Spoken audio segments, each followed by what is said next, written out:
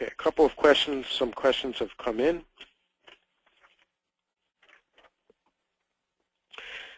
Can you use the same code on the same day as an evaluation and management visit code? Unless we see otherwise, it wouldn't be the time that you're involved in the evaluation and management service face-to-face with the beneficiary. Again, this is a monthly code.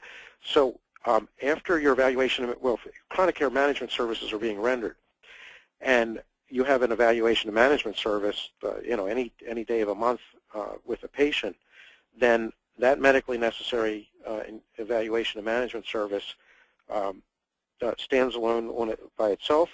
And if there are chronic care management services that are being rendered that are not part of your direct services with the beneficiary during that encounter, then they would be countable.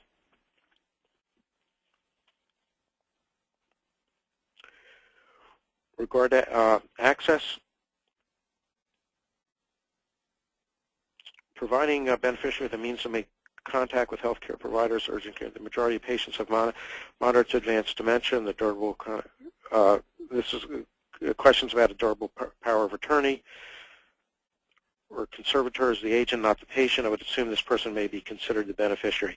I would, as for their healthcare needs, well, I'm not sure that this has been directly written in any of the final rules that CMS is using, but to the extent that they're effective for their medical needs and legally recognized due to the cognitive deficits of patients, then certainly I would think that the same relationship applies to signing the consent and also providing access to any information and communication. A question was about a template for consent that will be provided. Again, that's on the site, and again, we will organize all this reference material under chronic care management service heading.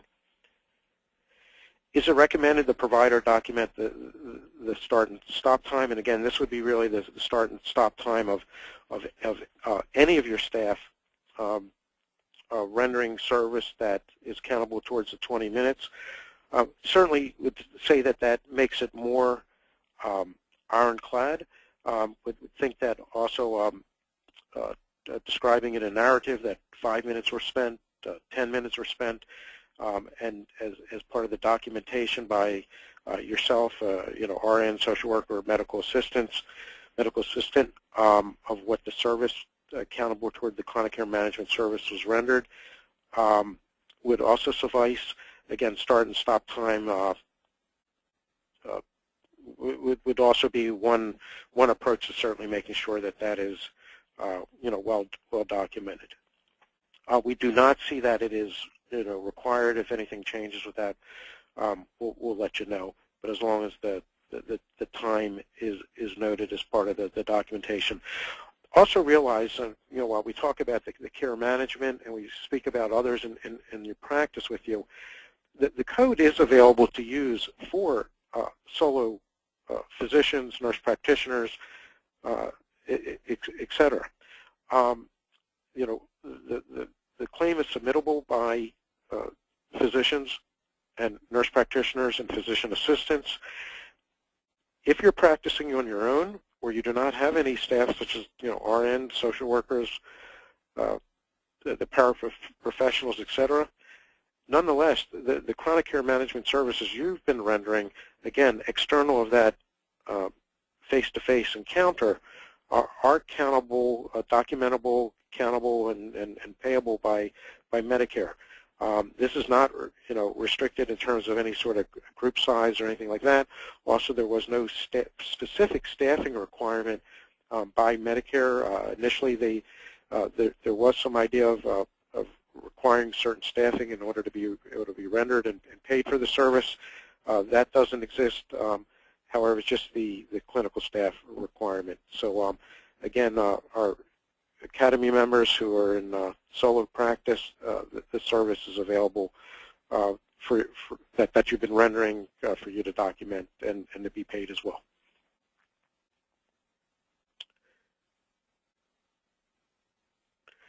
Chronic conditions list has been expanded for 2015. Of particular note, hypertension has been added for 2015.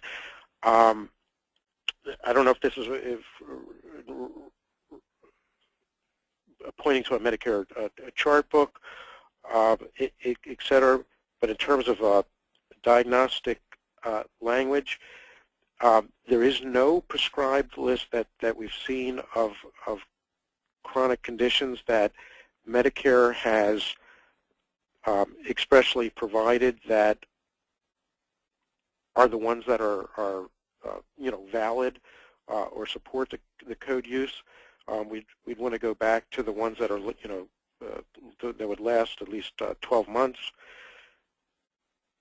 or until the death of the patient, and then the other clinical criteria as described. So again, until we see otherwise, again, you want to work off of your understanding of chronic conditions that would meet that criteria. For CCM, once the 20 minutes of time is complete, can we bill right away, or do we have to bill by 30 days? Again, it's a monthly code to our understanding, and we'll let you know if we see anything differently and provide you that reference. It's a monthly code. Medicare, in presentations we've participated in, has indicated that they would not expect a claim to be received until the service is fully complete. And the reason is that this is a monthly code that describes monthly service, and until that month is complete, they don't feel like the requirements of the code itself have technically been fulfilled. So while I don't know that I haven't heard that anybody has actually submitted a code and received a rejection, it would be our understanding that those codes services would not be adjudicated, and Medicare would not expect to see them until the close of a month and beginning of the following month. What qualifies as a certified medical professional? We'll put some reference material in terms of this question on the site. It would be at least the paraprofessional designations based on education or training using medical assistants, for example. There are a couple of organizations that provide national professional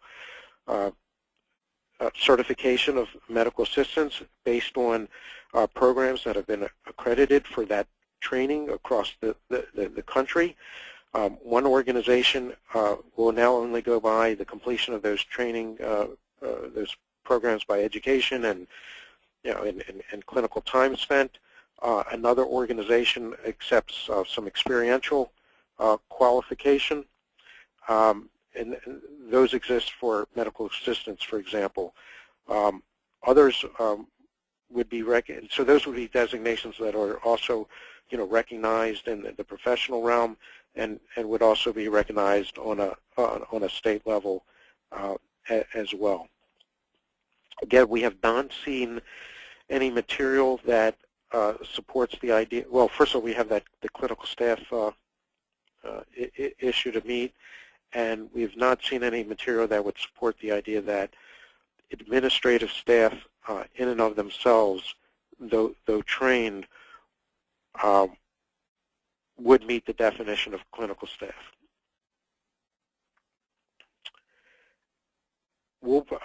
There's a question about the Medicare, the call in February. I'll participate in that call and summarize that information. They also usually provide a report, transcript, or slides of their webinars and put it on the site. I will provide you the links and how to get into that material as well. Sample care plans. We will post sample care plans, and at least the elements that are required to be in one. And again, we'll post that in that area on the Academy site.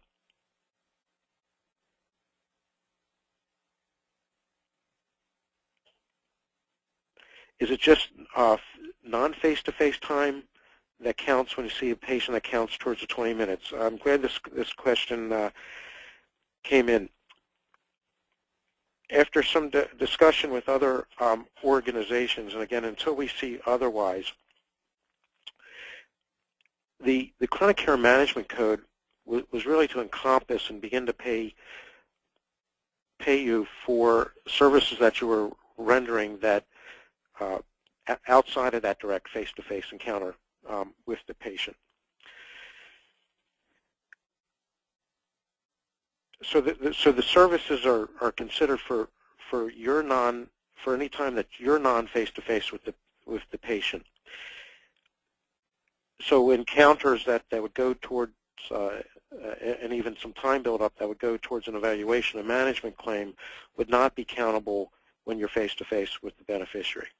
However, if you have a practice social worker or nurse or medical assistant that sees the patient and is involved with the patient and you're not there, that time would be, again, to our understanding, countable.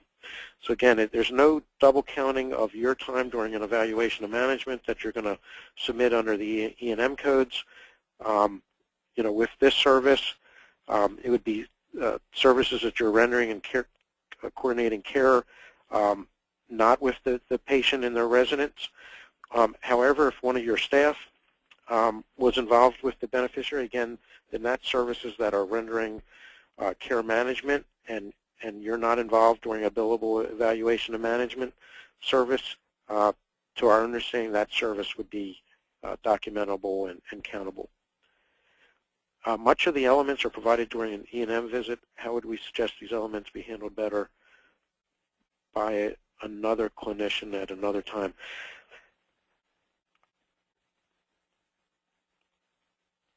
I think these would include services of the needs of the beneficiary. It's not that we're trying to offload services here, and I don't think that's what the question is intending. However, if there's medication refills, if there's communication with home health agencies, if there's communications with Meals on Wheels, with other support systems for the beneficiary, these are care management services. If there's communication with EMS during, again, 24/7 time, these are the services that are considered as part of the care management. Is there communication when your patient has been hospitalized or being discharged, or is going from the hospital to a SNF, to a nursing home, or back to residence? Again, these are the types of services envisioned by the provider community and also by Medicare in establishing the description and the elements of the service here. Should we bill the charge at the beginning of the month, or should it be billed at the end of the month? Again, I think we may learn more in February, but from a technical perspective, I think once a month has ended, really at midnight when the next month has begun, that then it would be technically permissible to bill the monthly service for the prior month.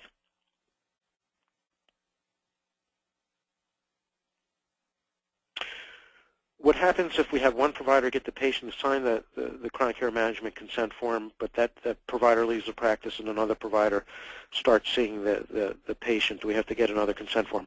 I would say that the answer is no. In fact, we'll go back and take a look at the rules. The explanation of the services to the beneficiary, again, there has to be that established relationship that they're only going to receive chronic care management services with the provider. Actually, in this sense, I think I'd want to pause here then and actually see if we can learn more about this question. Maybe there may need to be an amendment or acknowledgement that a provider has left the practice and that the chronic care management services and relationship for that beneficiary or patient, just like any other patient care when there's been a change in practice compensation. Practice composition has changed. But again, we'll see if we can get an answer to that precise question.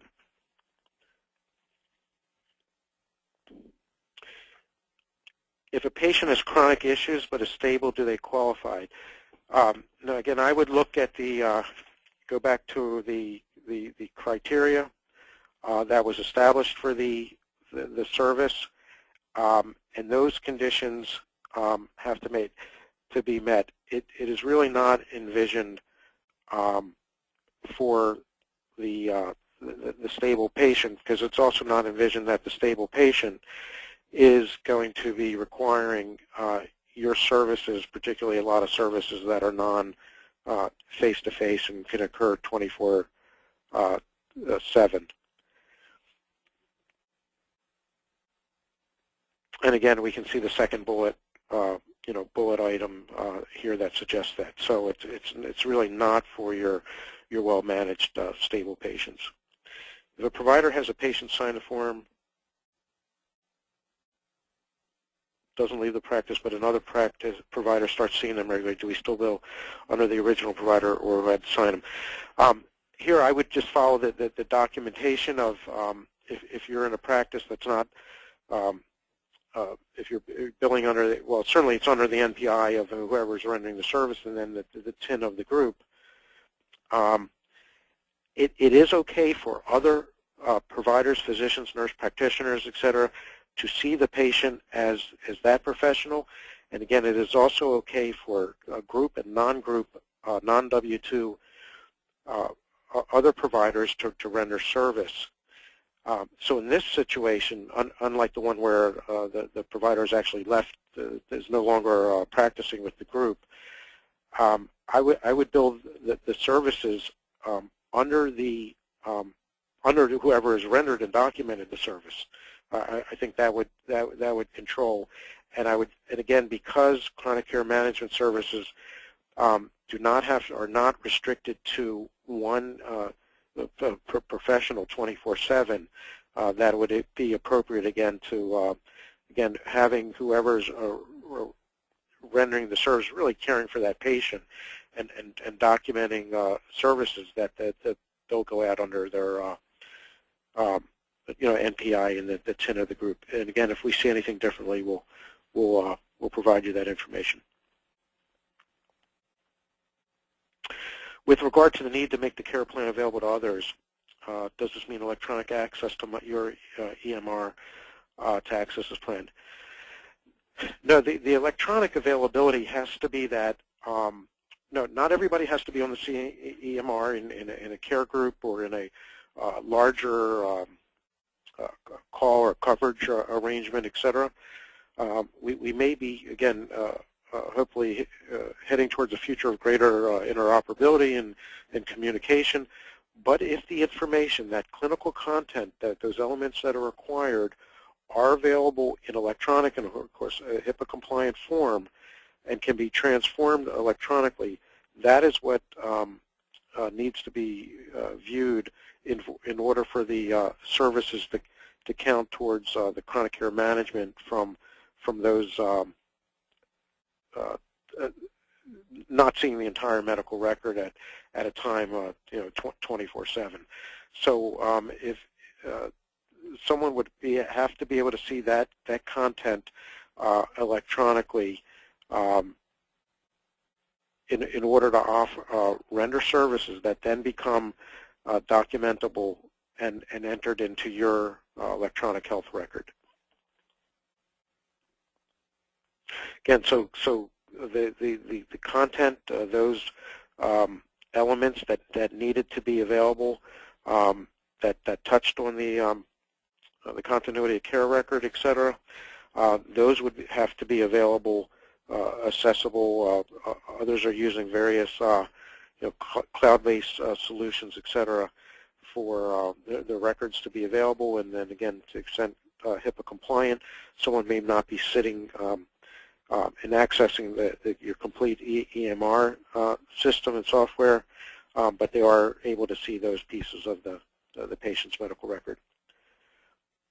What are we counting? We're looking at lab results, x-ray results, verbal orders, a list of valid activities. There is no prescribed list of discrete valid activities. The care coordination, again, some of this interpretation would go for care plan oversight as well.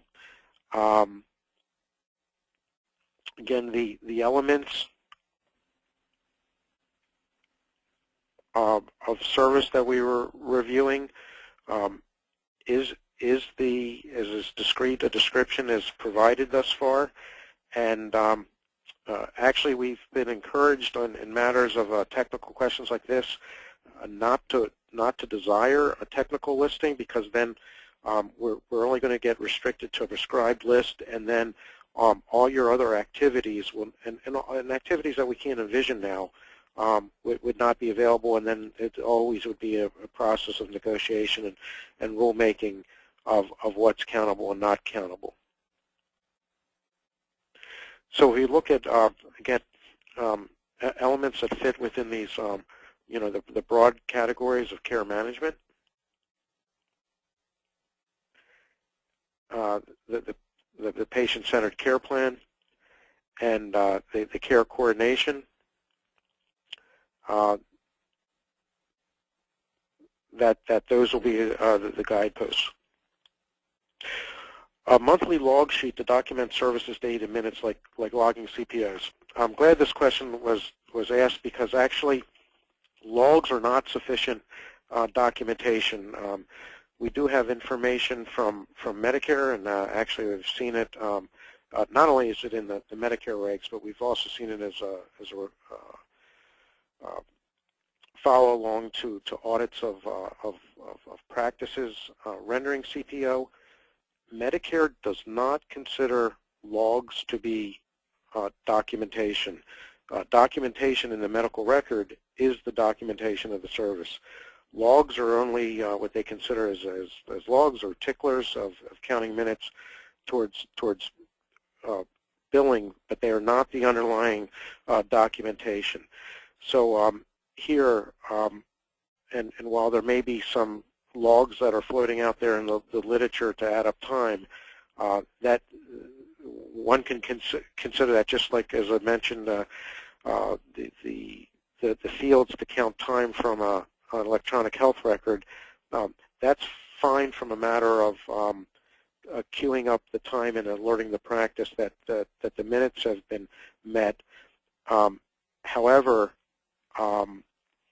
the services documentation from the various elements of the code have to be documented in the medical record, as indeed any other medical service. In fact, that is part of that provisions is actually part of the final rules.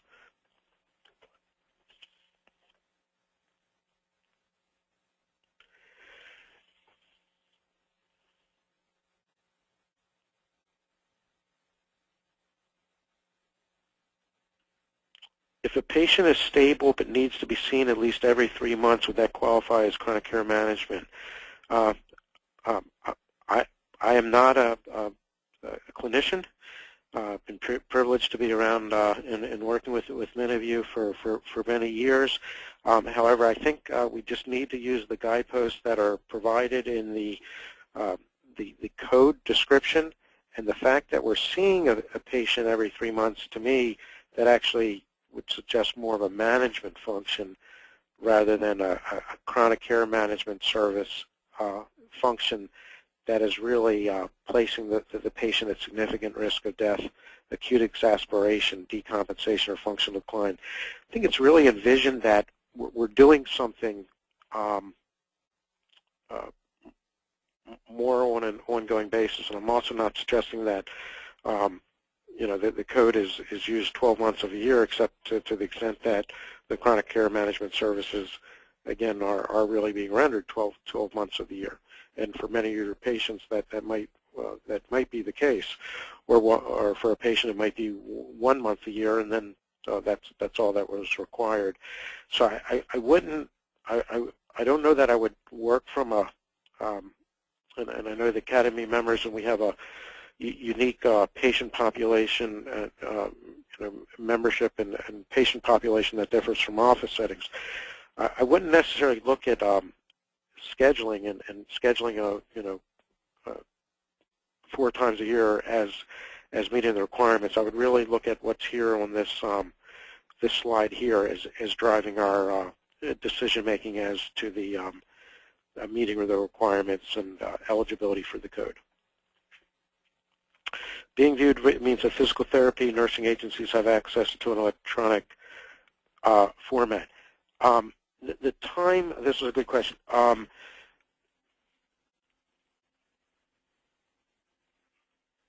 If an individual is paid by a home health agency, they're doing work where they're already being paid by the home health agency.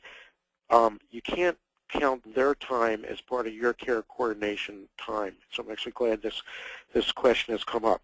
So so for example, the nursing agencies have staff where they're providing services, pursuant to your your orders and certification in the episode of care. However, that does not,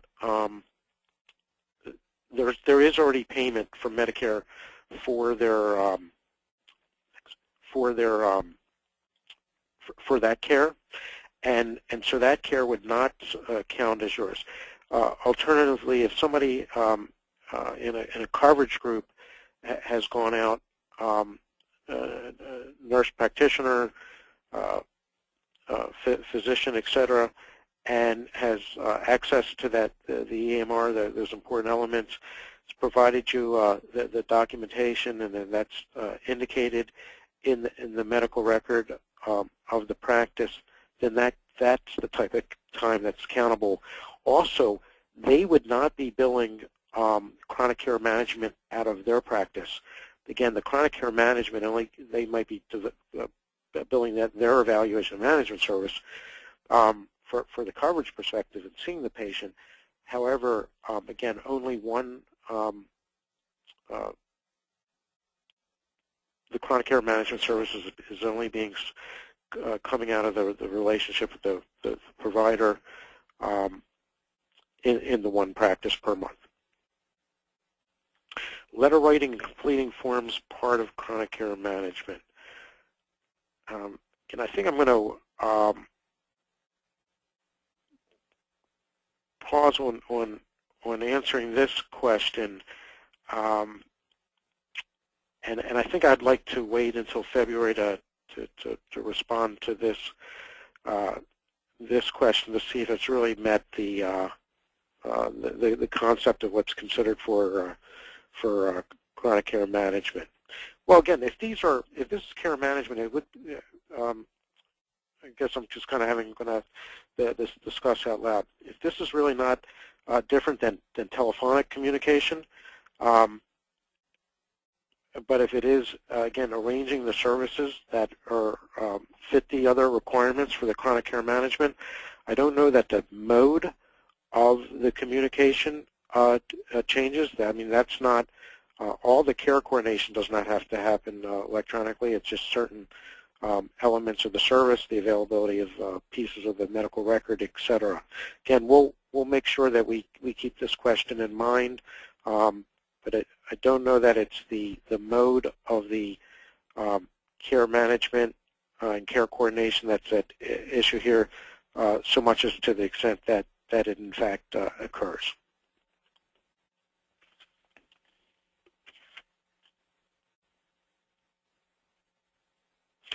Can the 20 minutes be phone time? Again, care coordination. Again, this really lends itself to the mode question. Yes, that can be phone time. This also brings out another aspect. If you have team huddles, team conferences, there's 3 of you involved, there's 5 of you around in a multidisciplinary discussions and settings, only the time of one individual clinical staff can be counted from that team meeting. So if there's five individuals discussing the same Medicare beneficiary, the time of each of the five is not countable, only the time of one. Is a description of type of documentation for CPO further defined on the Academy site? I know that we have reference materials on the site. Also, CPO is discussed in the booklets. Again, I will make sure that we also have a section for CPO. We certainly have materials described as CPO, practice management and regulatory resources on the site under regulation, under billing and documentation, coding and documentation, etc. Compliant ways to have the information available without specific portals, etc. Those means do exist in encryption, etc.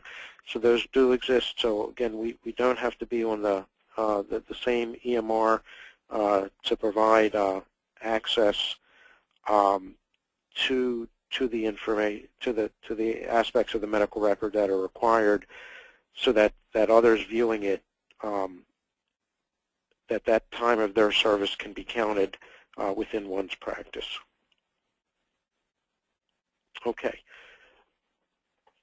Just have a couple more questions, and we'll have to close for today. And but we will incorporate your questions into resources we provided.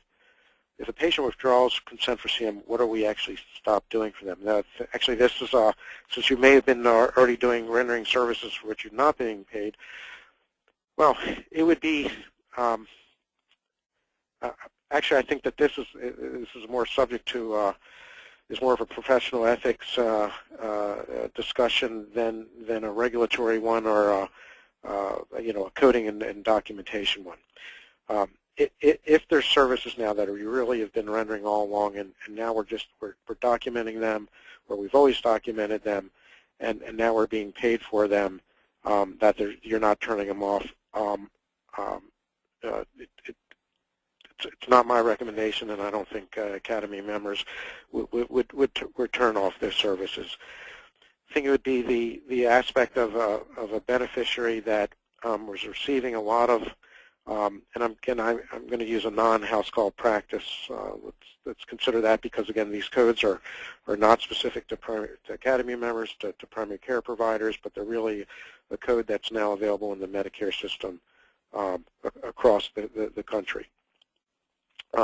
That some practices may have geared up and invested in staffing and infrastructure to provide additional services to a beneficiary, and that it was the ability to be paid for those services, for that investment that they've made and taken on, that they've engendered to actually provide a service that historically they have not provided before. We know that Academy members probably by and large have already been rendering these services, and that it's a good time that you're being paid, the services are being recognized and paid. So there's no recommendation that services that you're rendering be ended. If the patient refuses the CCM, I guess signing the form, but the practice is really, this is really the same question. It's still providing the service as a normal practice. What's the option? At present, again, the code became an availability to capture, to recognize the services you're rendering, and to really start to, Medicare's recognition and respect of that service, and also that the fact that it has a care and a cost benefit, that the services in time, especially as they're rendered at additional levels that may be encapsulated in codes in the future, are really having an impact on utilization and cost to the system. So options right now to capture the service, I would say that the service has provided a new one, and if the the consent's not being signed by a cogent beneficiary, and for others by their carriers, powers of attorneys, etc. I'm not sure that there is an option, but again, we'll keep that involved. Keep that in mind. The code, there was a question about scope of service. The code doesn't change scope of service. It doesn't change state laws on scope of service. Your practice rules on what an individual, whether they're an MA, an LPN, an RN, etc., can do. So that the code actually respects clinical staff and the designations and what's permitted also by state law within each of those categories. It does not restrict nor expand scope of practice. So if individuals are doing medication reconciliation now, this code does not change that practice, in either direction. Again, thank you for your participation this afternoon. Again, the code is an important step to recognize the services that you're providing, and now provide you some revenue and compensation for your practices, and hopefully, again, beyond the revenue basis and the compensation, that's certainly important. It gives you the opportunity to, again, consider those resources and that investment in the practice, expanding your services for the benefits you provide, those relationships in the community, and as we noted this afternoon, and we'll be providing you more information in the weeks and months ahead, that indeed it does look like the payer environment is recognizing the importance of moving to services that actually provide value, such as yours, paying in a different model way, and that the revenue from these services will help you and equip you and provide you the ability to further develop your practice and the benefits, the services and benefits you provide. Thank you for joining us this afternoon. We'll let you know again as these resources are put together on the Academy site of future webinars. Again, please register for while the early bird is still in effect for the annual meeting. You don't want to miss that. These issues we've discussed today and the various relationships will be discussed along with the great recognition of a lot of the services and models in which you're participating. So again, thank you for joining us this afternoon, and we'll talk again soon. Thank you.